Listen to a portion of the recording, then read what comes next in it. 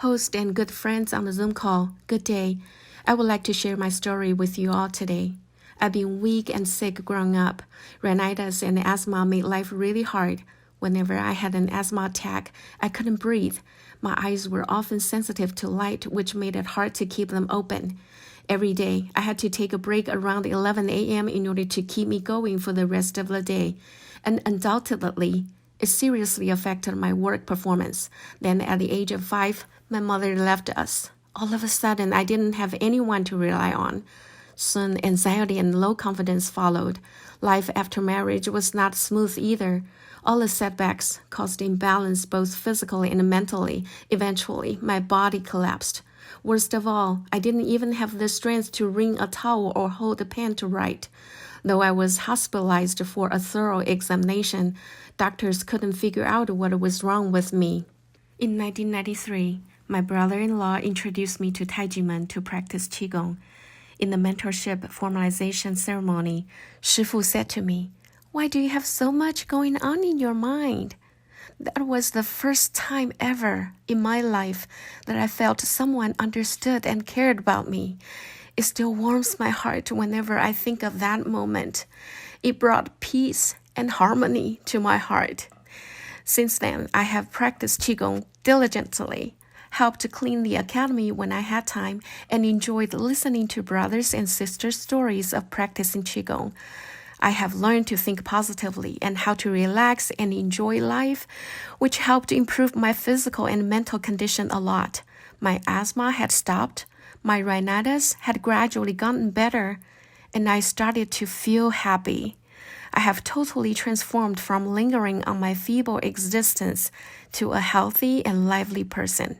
On December 19, 1996, 3 years after I joined Tai Ji Men, the then prosecutor Hou Kuan-ren led armed police to search Tai Ji Men with no legitimate reasons.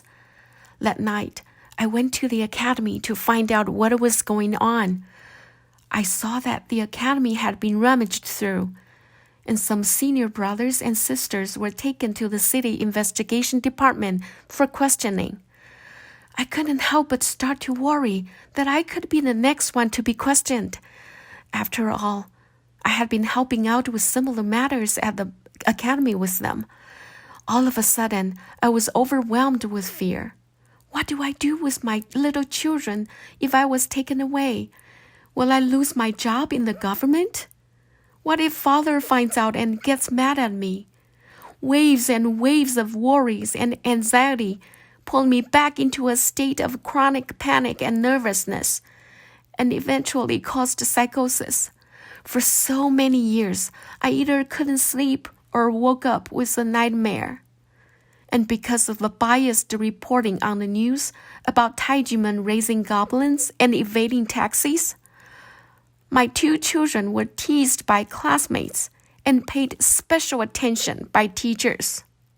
As a mother, I felt helpless and heartbroken. Since then, I was often bullied at work.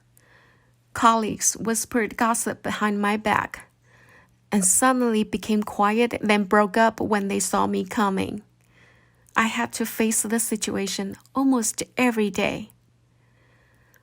Later, Hou Kuan-ren formed a self-remedy committee and called upon the public to sign up as victims for a monetary reward.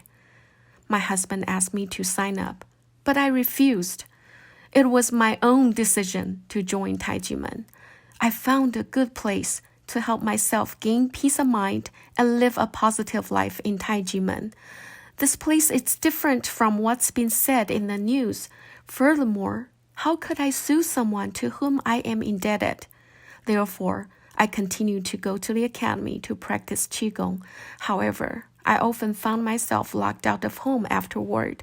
It was often my son who helped to let me in. However, because I did not obey my husband and insisted on practicing Qigong, he beat me when I got home. He finally stopped when my son blocked and begged him to stop. I was so afraid of the physical violence that I would sleep on the floor by the dining table. During that period of time, I was in a constant state of stress, helplessness, and sleeplessness. All I could do was grin and bear it. Gradually, I became a person with no voice at home. However, even though the situation was so difficult, I still insisted on practicing Qigong at Tai Ji Men because shifu taught me to face difficulties in a positive way. I would never give up. I could only encourage myself to be brave and move forward. Once at a seminar, the instructor made a comment in the class that Tai Ji Men was an illegal organization. As a Tai Ji Men Dizi, I knew the truth. So I raised my hand and reminded the instructor that, as a teacher, he ought to be careful in verifying the information before making such a comment, because it would have a great impact. At that time, public opinions were all against Tai Ji Men. I encountered a lot of difficulties. I also knew that many brothers and sisters were afraid to come to practice Qigong because of their families' misunderstandings and pressure from public opinion. Later, some got sick and passed away. This made me really sad. All of this was the result of Hou Kuan-ren's abuse of power and defamation of Tai Ji Men. Now, after 25 years, the Tai Ji Men case is still not closed, despite the decision of the third judicial instance that Tai Ji Men is not guilty and does not owe taxes. National Taxation Bureau even auctioned off Tai Ji Men's sacred land based on Hou Kuan-ren's illegal indictment.